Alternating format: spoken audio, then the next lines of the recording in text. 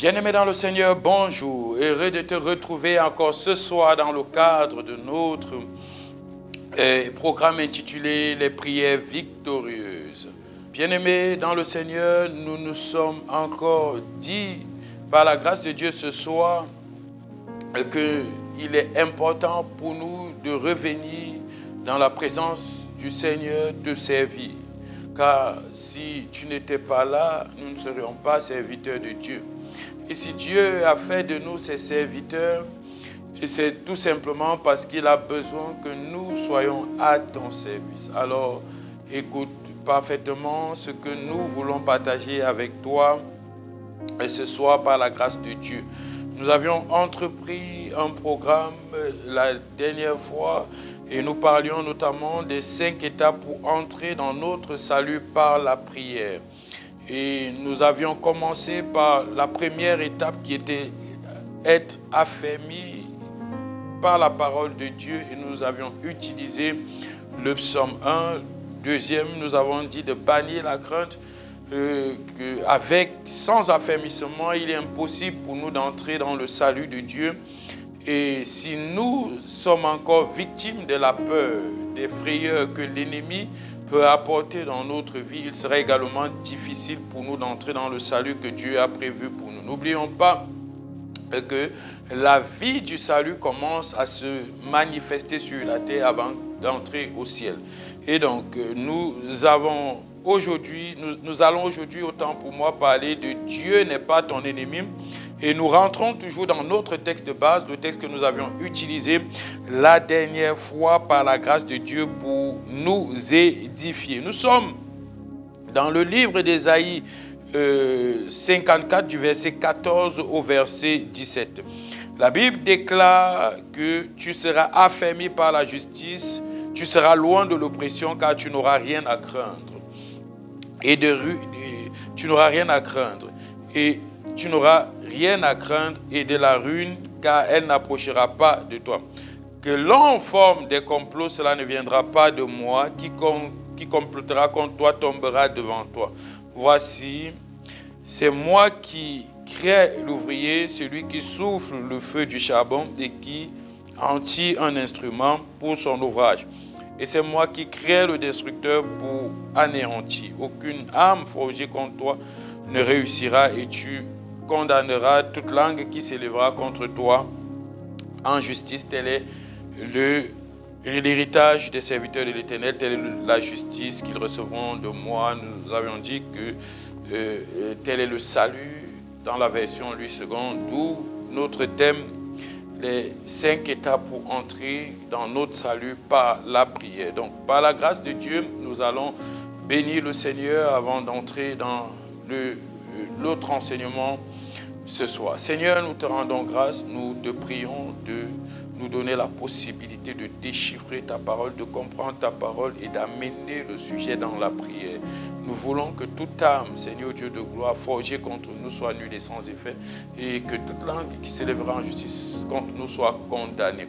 Nous bénissons ton Saint-Nom, accompagne-nous pendant ce temps. Dieu béni, tu es glorieux, que la gloire te revienne. Touche une oreille, touche une âme, que ta parole soit prêchée, que la bonne nouvelle soit annoncée au nom puissant de Jésus-Christ de Nazareth. Bien.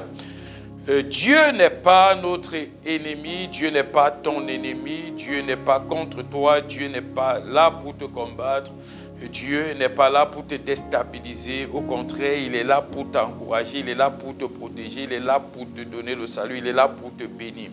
La Bible dit dans le livre de Jérémie 29 au verset 11, je connais les projets que j'ai formés pour toi, projets de bonheur et non projets de malheur. Donc Dieu ne peut pas créer ses enfants, Dieu ne peut pas créer des hommes à son image et à sa ressemblance et attendre encore que ces hommes périssent d'une manière fatale. La volonté de Dieu pour toi et moi, c'est que nous soyons bel et bien dans sa gloire. Et d'ailleurs, quand il a créé Adam et Ève dans le jardin d'Éden, il les a mis dans un confort, il les a mis dans une assurance et dans un salut éternel. C'est eux, de par leur tricherie, qui ont fini par quitter la présence de Dieu. Et la Bible nous enseigne Et également que ce n'est pas, voilà, que Dieu, que nous séparons de Dieu à cause de nos péchés. Et le Seigneur dit que son oreille n'est pas due à entendre, ni son bras court pour délivrer. Ce sont nos iniquités, ce sont nos péchés qui nous éloignent, qui nous séparent de lui.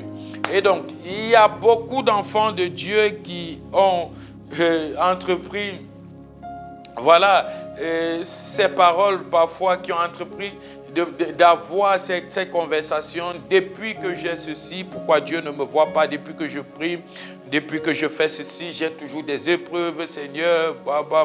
Un tel langage qui accuse Dieu, un tel langage qui met Dieu en contradiction parfois avec les Saintes Écritures. Qu'est-ce qu'on pense? Que Dieu peut être contradictoire ou bien que la parole de Dieu peut se contredire? Je dirais non.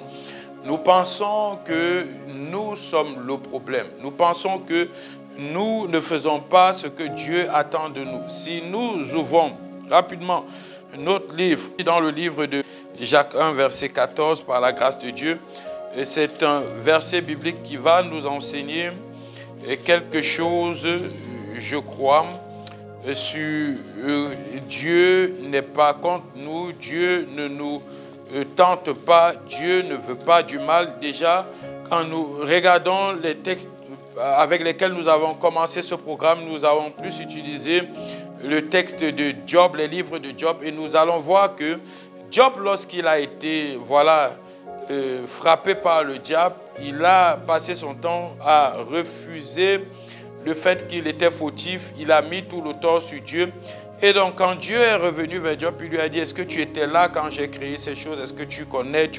Bref, une manière de dire à Job qu'il n'est pas un enfant pour vouloir du mal à son enfant. Et donc, c'est le diable qui, voilà, était arrivé auprès du Seigneur et a décidé de tenter de provoquer Job. Et Dieu a mis le diable en défi et Dieu a gagné le combat face au diable. Donc, quelle que soit la lourdeur, quelle que soit la difficulté, quelle que soit la pression que nous avons, nous devons garder la confiance et savoir que le Seigneur, notre Dieu, n'est pas un Dieu qui ment, c'est un Dieu qui est vrai, c'est un Dieu qui ne trompe pas, c'est un Dieu qui ne détruit pas, c'est un Dieu qui promet et qui accomplit ses promesses.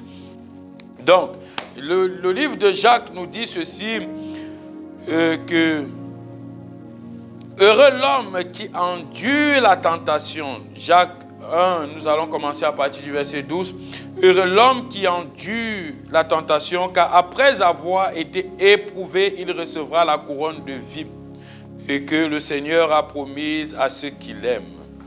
Donc ici, Jacques est en train de t'enseigner que tu seras tenté. Il est en train de t'enseigner qu'il est probable que la tentation arrive.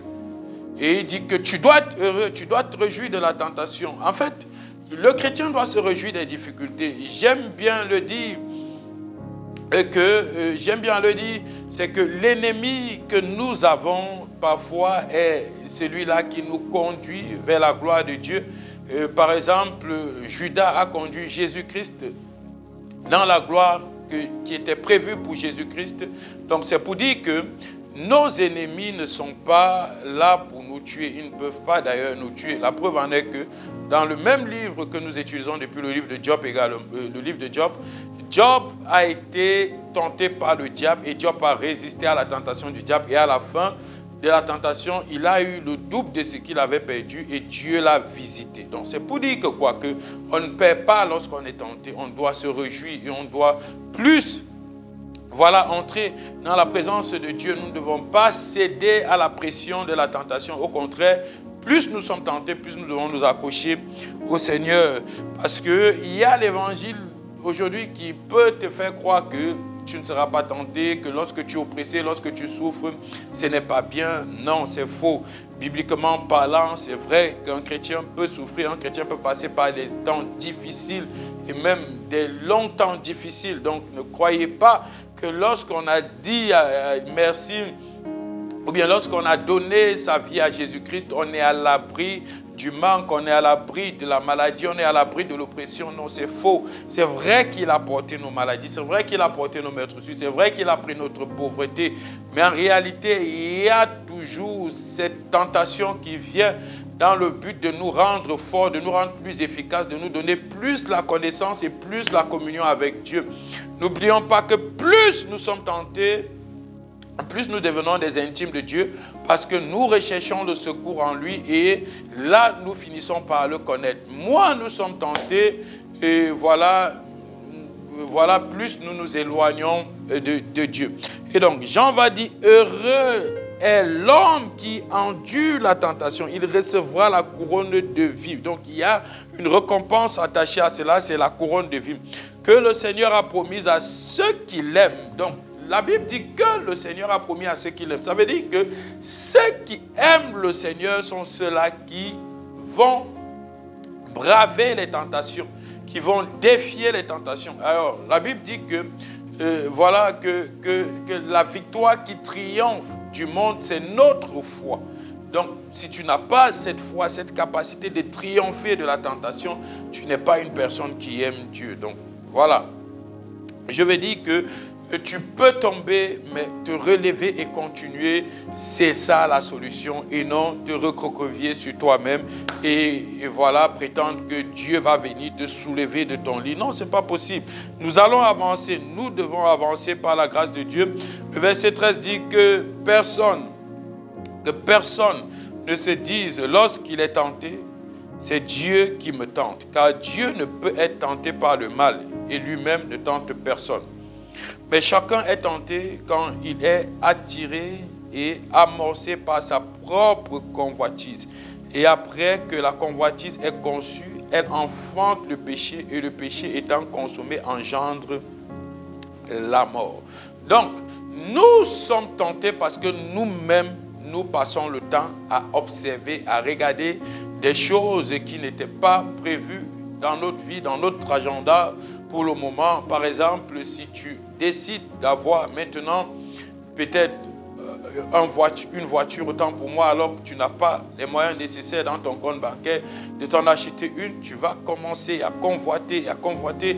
Et quand le diable saura que tu as besoin d'une voiture et que ça te tient véritablement à cœur et que tu n'es pas une personne patiente dans la prière, il va faire des propositions pour t'amener à soit voler, à soit faire quelque chose qui n'est pas de Dieu, ou soit faire des crédits, et soit mentir pour obtenir quelque chose et acheter une voiture. Je prends un exemple.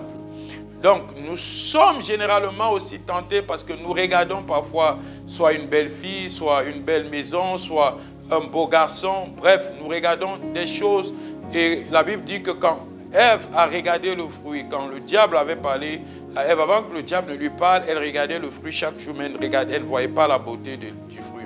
Et donc, quand le diable lui a parlé, elle a regardé, elle a observé le fruit et elle a vu, elle a constaté que c'était agréable à la vue et bon à manger et elle s'est dit, elle pouvait goûter et c'était là sa mort. En réalité, le péché est beau, le péché nous attire, le péché nous amène à la mort et donc nous regardons le péché quand le diable nous a déjà parlé, quand nos pensées, quand notre chair, les désirs de notre chair, voilà, conçoivent quelque chose que nous désirons, nous devons savoir une chose. Nous pouvons avoir cette chose si et seulement si Dieu nous la donne. Mais si nous décidons de par nous-mêmes de posséder ou de chercher à avoir cette chose, nous finirons par tomber dans le péché parce que la séduction vient de la convoitise. Quand on convoite, on finit par être séduit par l'ennemi et voilà, il nous amène dans le péché et nous éloigne de Dieu. Donc, nous disons ceci, Dieu n'est pas ton ennemi, Dieu n'a pas il n'a pas ce caractère-là, le Saint-Esprit n'a pas le caractère de tenter, Dieu n'a pas ce caractère de tenter, c'est l'ennemi qui regarde et observe les désirs de notre chair, utilise ces désirs et nous amène à tomber dans le mal, dans le péché. Et donc, le Seigneur va donc dire que si l'on forme des complots, cela ne viendra pas de lui. si l'on forme des complots, eh bien, voilà, des gens complotent contre ta vie. Et lorsqu'ils ont comploté contre ta vie, ils savent que pour t'atteindre, ça ne sera pas évident. Et donc, comment faire pour entrer dans ta vie? Ils forment des complots, ils regardent tes points faibles, ils observent tes points faibles. Et de la même façon que Dieu révèle à ses enfants quand il y a danger, c'est de la même façon que l'ennemi révèle à nos adversaires qui sont les hommes parfois, voilà, qui sont habités par des mauvais esprits, par des démons. Ces démons les révèlent, voilà, ce que nous sommes, ce que nous aimons, ce que nous cherchons. Et c'est par là que parfois ils tombent sur nous et décident de comploter, de poser des pièges de sorcellerie. Regardez parfois, quand un sorcier veut détruire un enfant de Dieu, il pousse une fille vers l'enfant de Dieu. Et qu'est-ce qu'il fait quand le péché est consommé? Et maintenant, il sait que l'enfant de Dieu n'est plus protégé, l'enfant de Dieu est vulnérable, l'enfant de Dieu est dans le péché. Et donc, qu'est-ce qu'il va faire? Il va détruire totalement l'enfant de Dieu. Et donc, nous devons savoir que la vie chrétienne n'est pas une vie, voilà, où Dieu lui-même vient te tenter, où Dieu veut te détruire, où Dieu... Non, la vie chrétienne est une vie où Dieu te met à l'abri d'un certain nombre de tentations, d'un certain nombre de choses et te donne le salut. Donc, la vie chrétienne est une vie que nous acceptons pour être sous la protection et sous la domination de Christ, qui nous donne la capacité de prendre le dessus sur ceux-là qui nous veulent du mal. Donc, Dieu ne complotera jamais contre nous. Même quand l'épreuve est difficile, ne cherchez pas à accuser Dieu. Même quand l'épreuve paraît, voilà, comment dire, très, voilà, impossible pour toi, tout est possible pour Dieu. Donc, nous devons savoir une chose. Dieu ne tente pas. Dieu n'est pas là pour nous tenter. Dieu n'est pas là pour nous détruire. Dieu est là pour nous aider à accomplir la gloire qu'il a prévue pour nous. Donc, éloignons-nous simplement de tout ce qui est vice, de tout ce qui est méchanceté, de tout ce qui est commérage, de tout ce qui est mensonge, de tout ce qui peut, voilà, amener notre chair à désirer autre chose que Christ. Nous devons nous éloigner de Jésus, de l'ennemi, et nous rapprocher autant pour moi de Jésus-Christ. Nous devons nous éloigner du diable et nous rapprocher de Jésus-Christ. Et comment donc nous devons savoir que, voilà, que l'ennemi est en train de compléter contre nous? Quand notre chair est poussée par quelque chose et que nous n'attendons pas le temps de Dieu et que nous ne voulons pas attendre le temps de Dieu, il faut faire abstraction à cette chose. Il faut s'éloigner de cette chose. Il faut quitter cette chose le plus tôt possible, parce que cette chose va te détruire. Si même la Bible dit fuyez l'impudicité, et voilà, quelqu'un peut comploter contre toi en envoyant également une femme vers toi. Et cette femme viendra peut-être te détruire. Et cette femme a pour mission de venir te déstabiliser. Or, si tu te dis que l'Esprit de Dieu qui est en toi va t'aider à tenir ferme contre la séduction de cette femme, tu te trompes. Donc, Dieu n'est pas là pour amener une femme vers toi. Non. C'est toi qui es tenté lorsque tu regardes cette femme. Et maintenant, qu'est-ce que Dieu fait? Il te donne un conseil. Fuis l'impudicité. Alors, nous devons savoir une chose, bien-aimés dans le Seigneur, c'est que si nous regardons quelqu'un qui nous séduit, il est préférable pour nous de fuir. Il est préférable pour nous de nous éloigner de la personne. Il est préférable pour nous d'aller loin de la personne. Il est préférable pour nous de chasser la personne. Parce que si nous ne chassons pas cette personne, nous risquons de tomber dans le même piège que David est tombé lorsqu'il a convoité Bathsheba et qu'il a regardé Bathsheba. Voilà, c'était le diable qui avait positionné Bathsheba pour déstabiliser, pour détruire la vie de David. Et Dieu dit ce matin que les complots, ce n'est pas lui, ce sont les hommes, c'est le diable, c'est le camp de l'ennemi qui complote. Mais il te donne une parole sûre, c'est que si l'on forme des complots contre toi, cela ne viendra pas de moi. Donc ne m'accuse pas, ne passe pas ton temps à m'accuser, plutôt utilise ton énergie et ton temps pour me prier afin que je te donne la puissance et la capacité de vaincre cette tentation-là. Donc, si l'on forme des complots, cela ne viendra pas de Dieu. Et quiconque se liguera contre toi tombera sous ton pouvoir. C'est pour ça que la Bible dit, voici, je t'ai donné le pouvoir, je t'ai donné l'autorité de marcher sur les serpents et les scorpions et sur toute la puissance de l'ennemi et rien ne pourra te nuire. Alors nous prions alors ce soir, nous prions, nous élevons la voix vers le Seigneur et nous déclarons, Seigneur, dis avec moi, Seigneur, je déclare au nom puissant de Jésus-Christ que toute complicité, que toute personne ayant comploté contre ma destinée, que tout individu ayant comploté contre ma destinée, Seigneur Dieu de gloire, soit vaincu par le sang de Jésus-Christ Nazareth. Que je mets sous mon pouvoir les autorités de la sorcellerie. Je mets sous mon pouvoir les dominations de la sorcellerie. Je mets sous mon pouvoir les dominations de la malédiction au nom puissant de Jésus-Christ Nazareth. Je proclame la puissance, la gloire de Dieu au nom puissant de Jésus-Christ Nazareth. Je proclame la puissance et la gloire de Dieu au nom puissant de Jésus-Christ Nazareth. Je proclame la puissance et la gloire de Dieu au nom puissant de Jésus-Christ Nazareth. Je déclare et je décrète que toute âme, que toute main satanique derrière ma vie soit foudroyée au nom puissant de Jésus-Christ Nazareth. J'anéantis les forces des ténèbres qui se sont levées pour m'amener dans le péché, qui se sont levées pour me séduire, qui se sont levées pour comploter contre moi. Tout complot satanique préparé contre ma vie dans 20, dans 30 ans soit anéanti au nom puissant de Jésus-Christ Nazareth. Toute complicité satanique contre ma vie soit anéantie, assujettie au nom de Jésus-Christ Nazareth. Dis avec moi, toute force des ténèbres rassemblée pour me détruire soit anéantie au nom puissant de Jésus-Christ Nazareth.